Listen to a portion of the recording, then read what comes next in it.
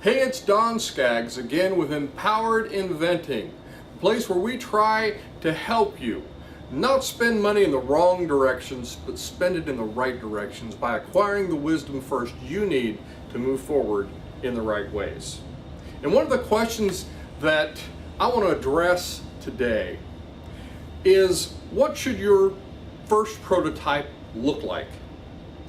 And I want to start out by telling you a story about a recent trip that I made to Cleveland, Ohio, home of the Rock and Roll Hall of Fame. I don't know if you've ever been there before, and you might be asking yourself, Don, what does the Rock and Roll Hall of Fame have to do with inventions or innovation or business? Well, actually a lot. Because when I was going through one of the exhibits, I came across, and of course as an inventor and entrepreneur, I was completely just enamored with this one exhibit, and it was the exhibit of the original Les Paul guitar, which was actually an invention. And it was an invention that Les Paul came up with to help musicians and to just really transform electric guitars. And it showed his final product, and it was beautiful. If you've ever seen a Les Paul guitar, they are absolutely beautiful. But then it showed in the exhibit there his first prototype. And if you haven't seen this, it's pretty amazing, because Les Paul's first prototype for a guitar, the electric guitar, the Les Paul guitar, was a piece of railroad track. I kid you not. It wasn't a board. That was later. I think it was like a board or a block of wood or something, but it was a piece of railroad track. He needed something that was just so stationary and so immovable, and he thought, what is the most solid thing I could think of that I can get my hands on? And it was a piece of railroad track. And it actually worked. That was his first prototype. And I use that as an illustration to the point that your first prototype should not be something you spend a ton of money for. Now, you can go a lot of places and, I got a great idea, here it is on this napkin sketch, just make it for me, and let me give you $5,000 for it. Don't do that. One of the things that we teach is, you think of a prototype in two different terms. The first series of prototypes, and I do mean prototypes plural, you make are what we call Frankentypes. Now, I know this is a board, this is a block of wood with a screw in it, but I'm using this to illustrate the point, is you should not spend a lot of money on your very first prototype, or your second one, or your third one, or your fourth one. You're doing this whole iteration of what we call the Frankentype. That's where you've gone out to the graveyard of broken products and spare parts.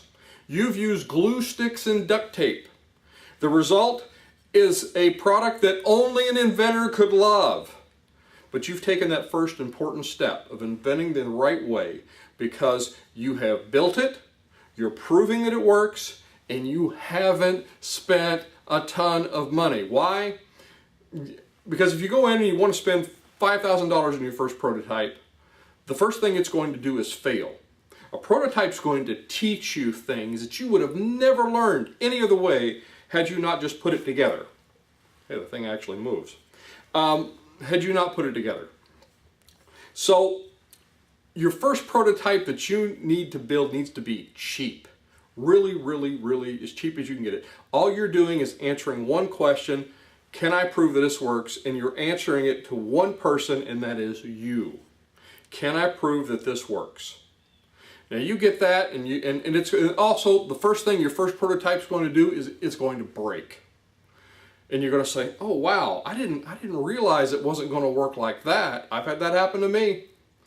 And then you'll try it again. Just, okay, let me change this, or let me start over, or let me, and again, if you're starting over, you want to do it with $10, not $10,000. So you start over and you say, okay, let me try it this way. And you try it that way and you test it, and okay, well, that worked a little better, but it's still not doing what I wanted to do. And then you build another one. How many times can you do this for $5,000 each? That's why I'm saying $5, not $5,000. You need to make this cheap because they're going to fail one right after the other until you've got that diligence that we talked about in the other video, and you've gone through it and you've stayed with it, you've been persistent, and then all of a sudden it's humming. Now you've got it just really honed down. Now it's still ugly as all get out, it's cheap as all get out, but it's humming. You've got it working. That functionality, man, wow. Boy, you know, I really learned things that I didn't know back when I started with the first one for $10. That's how you need to start with these things. Now, I realize some prototypes are going to cost a little more than others, but you need to keep them as cheap as humanly possible because they're going to fail and because you don't want to spend a lot of money. Now, when you finally get to it humming where you know, okay, this is really working, then you're going to want to have that same question answered by a whole nother group of people. You're going to have to, the Frankentype you've made to answer will it work to yourself. Then you want to make what I call a demo type. That's the prettied one, the one that's all prettied up. And it's the one, you've got that functionality, you're at the end of your Frankentype and it's working really, really good. And now you're ready to make a pretty one and get it out in the public. Now there's other steps that you take, is, you know, obviously with public disclosure, and we cover that in a lot of our classes and you know, other videos about you know, protecting yourself before you go public. But what I'm saying, when you're ready at that step and you're ready to take it out there, you build a demo type and you get out there, but something else is going to happen, just like what happened with the Frankentype. It's going to fail. Not functionality fail, but it's going to fail because people are going to look at it and they say, well, you know, it's really, really great that you've got this in here this far, but you know, I really don't like this sticking out on this end. And you're going to say, oh gosh, now I got to go back and build it again. And you make some iterations. And so you've got all this other test fail, not for functionality, but for public acceptance, what people are going to want to buy. Because you have to find that need, that big glaring problem that you're trying to solve for people. You're helping other people. That's the purpose of doing this. You're helping other people, and those people are saying thank you. Please continue to do so by giving you certificates of appreciation called dollar bills. Can't say that enough.